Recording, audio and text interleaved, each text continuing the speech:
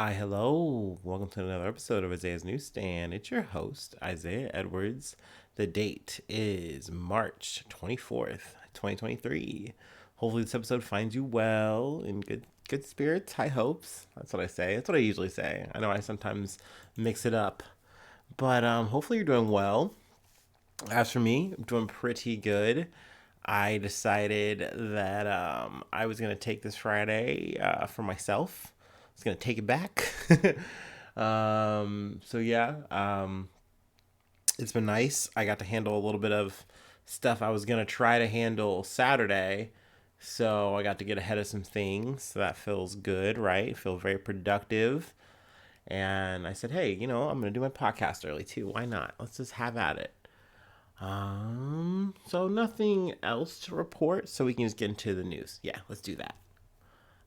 Starting off with CNN, blah, blah, blah. China's Xi stresses close ties with dear friend Putin during his first visit to Russia since Ukraine invasion. Um, I'm not gonna try to get too in the weeds with this article specifically. I really just kind of wanted to use it as reference in this situation. Just kind of talk about it because it was just kind of talked about a lot in the news. So, figured I'd do the same for the podcast. Um, but I don't know. I do think it's interesting how much we focused on it. But obviously, I get it because these visits always carry a lot of weight.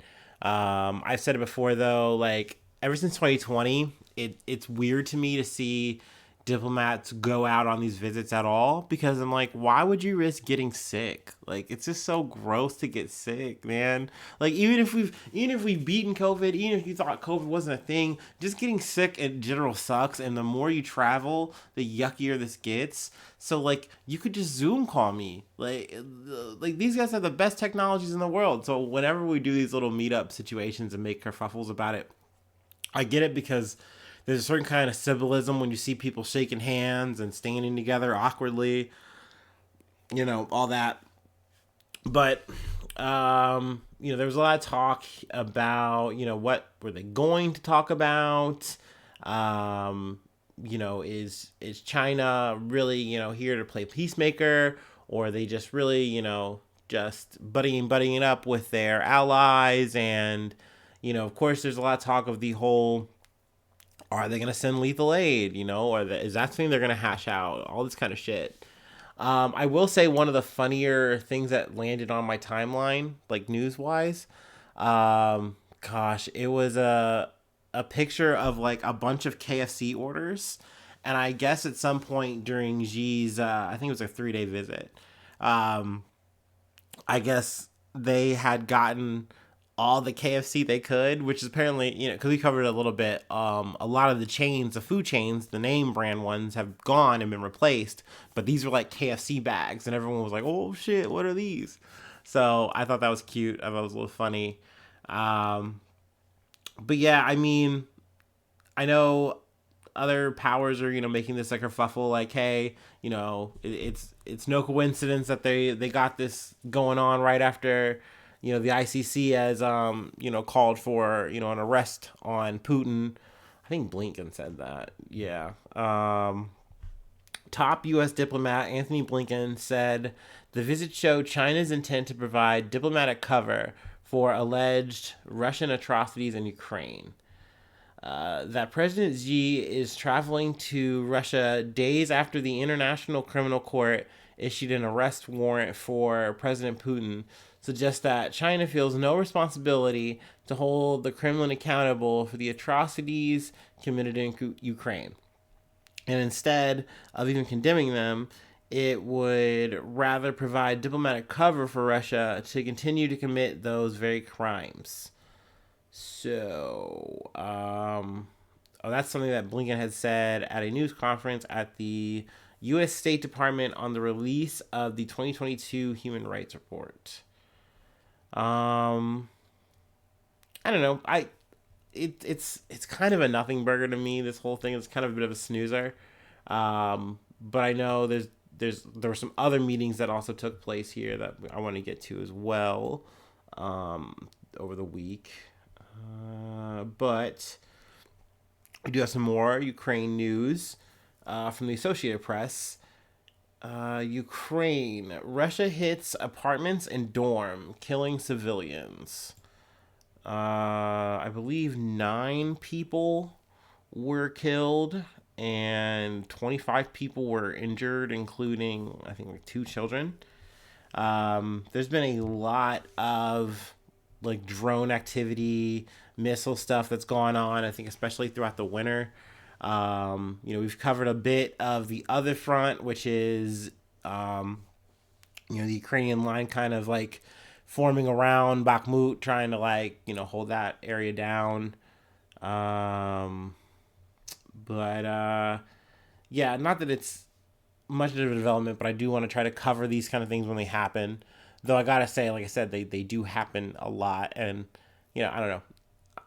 It is one of those things where I do think about that, like how much do I want my focus to be on, the whole Ukraine Russia situation when I think about all of the conflicts going on, throughout the world. Um, I don't know, but it is one of those things where I feel like it's since it is something that's always so big, I always wind up looking at it and I wind up just catching all the news and be like, I might as well cover this and I might as well cover that, which is actually another thing we're gonna get to. Um, let's see, from Al Jazeera. What are depleted uranium munitions? What are depleted uranium munitions the UK is sending to Ukraine? I don't love that sentence. But I just wanted to cover this because this is also something that took place. I heard it initially on the BBC World News, where Russia came out and was condemning the action. I think like something like Putin saying like, "Hey, you're sending essentially like I think he tried to call it like low grade nuclear arms or ammunition with nuclear components in it." And the retort was, "Well, these are depleted uranium, so they're not actually classified as such."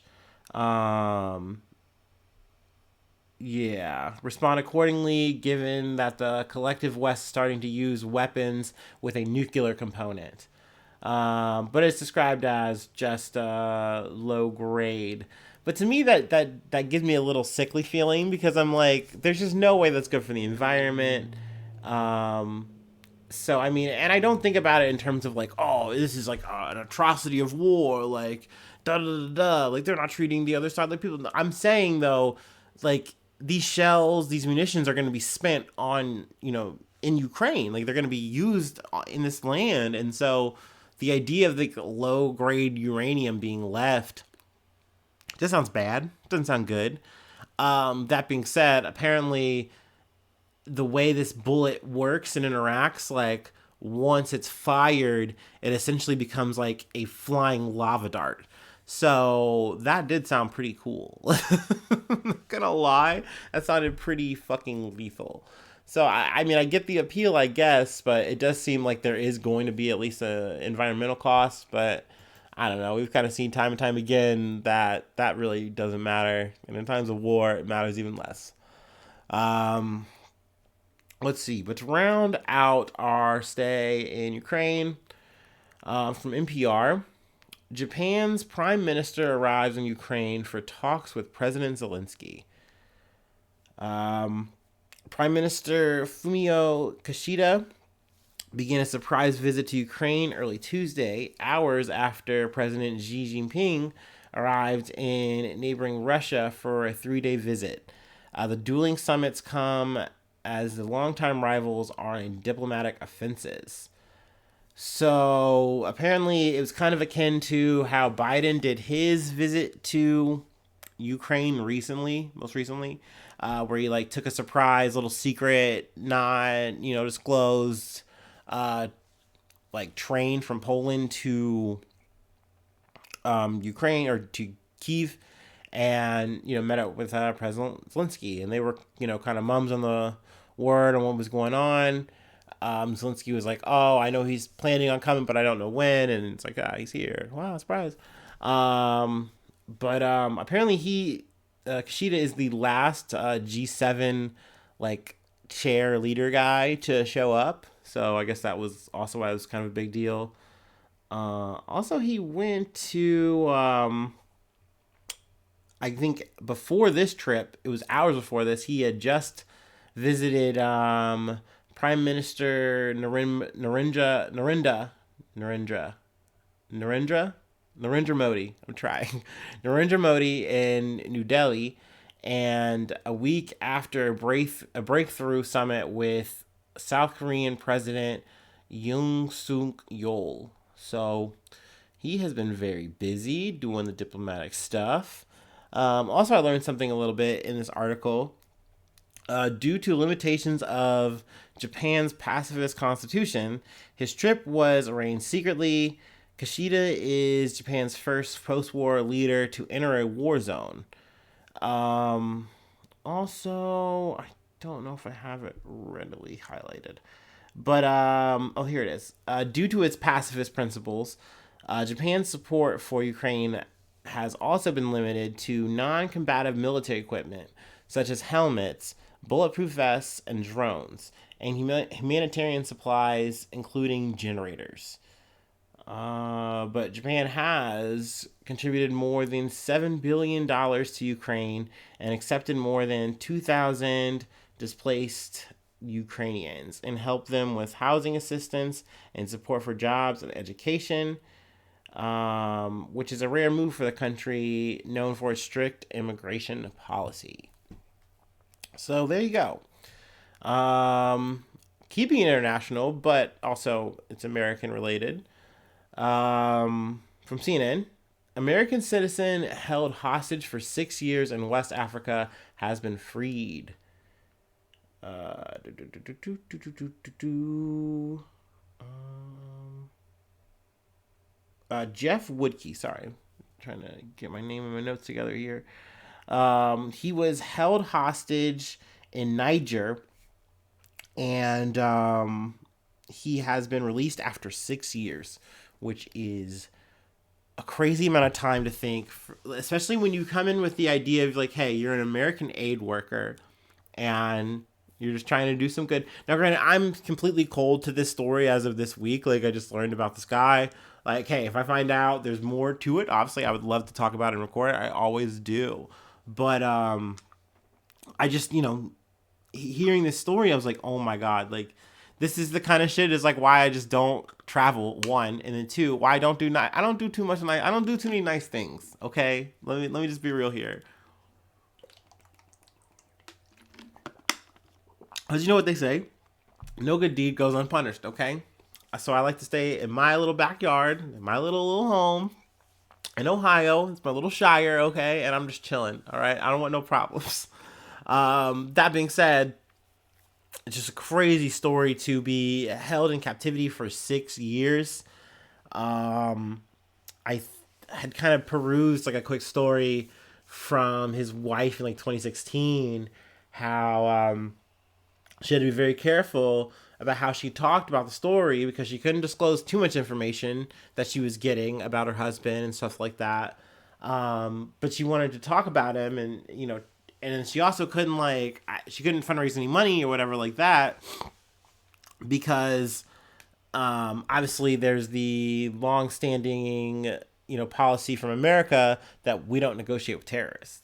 So it's kind of weird how like in this situation where they're like, hey, awesome, this is great, we're so happy that I said we can read a little bit here. I'm gratified and relieved to see the release of U.S. hostage Jeff Woodke after over 6 years in captivity. The U.S. thanks Niger for its help in bringing him home to all who miss and love him. I thank so many across our government who worked tirelessly towards securing his freedom. That was from National Security Advisor Jake Sullivan. So I think he was transferred from Niger, and he was dropped off at Mali, Burkina Faso area. So hopefully, from there he's gotten home safe. I haven't really gotten too many updates outside of this article. U.S. Secretary of State Anthony Blinken hailed the release of Woodke at a press conference at the State Department later on Monday. As you know, I have no higher priority or focus than bringing home any unjustly detained American, wherever that is in the world. We won't rest until they're all home and, like Jeffrey, united with their families. Uh,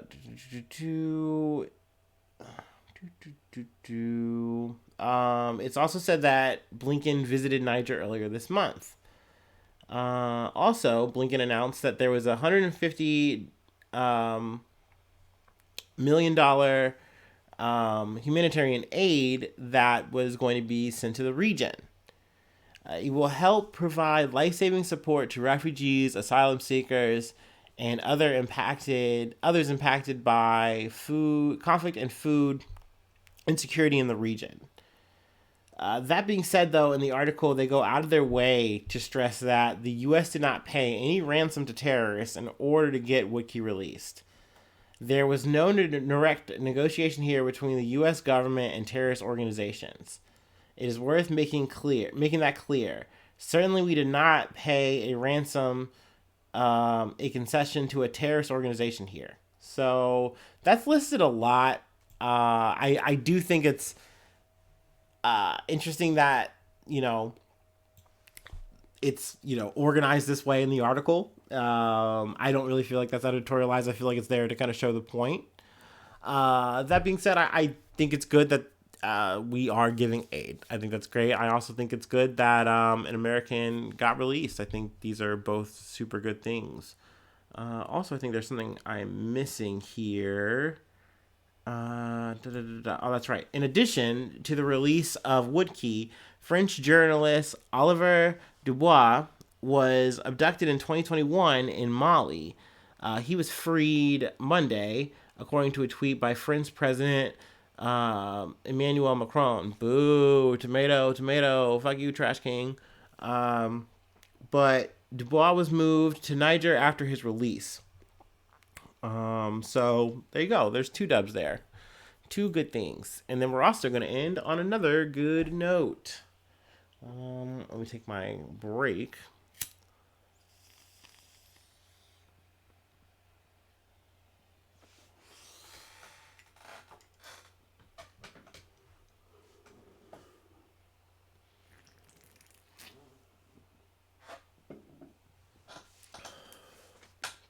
All right. The last one is from Axios. Saudi Arabia releases American imprisoned for tweets about MBS. Mohammed bin Salman. U.S. Saudi dual national Saad Ibrahim Almadi has been released from prison in Saudi Arabia over a year after he was detained for posting tweets critical of the kingdom's rulers. Now, this is the good news, but sadly, there is a travel ban imposed on the 72-year-old man, and he's not able to go back home to his family in Florida. Or at least I know his son is in Florida. So hopefully that can be lifted, but it doesn't look like any U.S. officials have, said anything outside of that.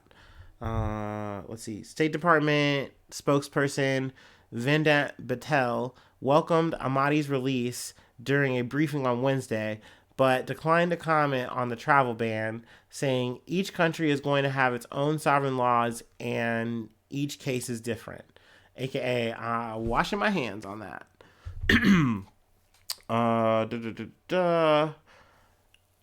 But hopefully his travel ban gets released and he can go home. It's crazy to think that, you say a tweet and you get locked up for years. I think he was initially slated to have, excuse me.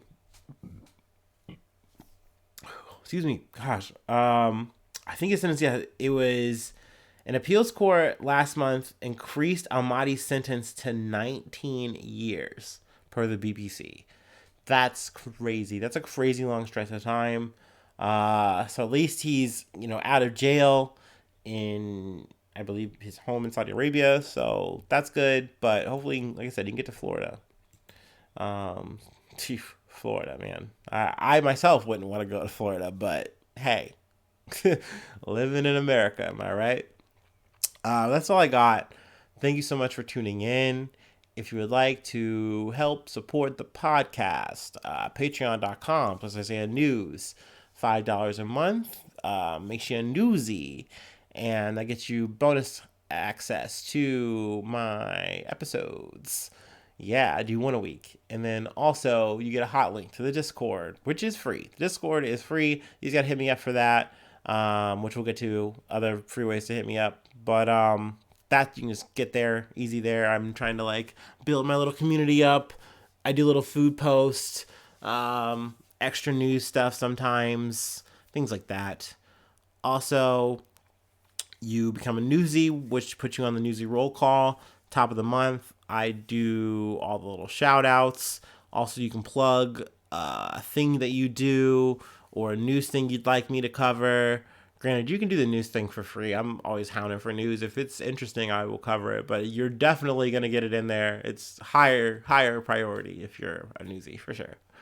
Let's see what else we got. The free stuff, free ways to hit me up. IsaiahNews1 at gmail.com. Also Facebook, Twitter, YouTube comments, Instagram comments. There's all kinds of ways to contact me and be parasocial. No, but yeah, thank you so much for tuning in. Thank you so much for being my friend. And hopefully I see you soon for some more good news. I love ya. Bye-bye. Mwah.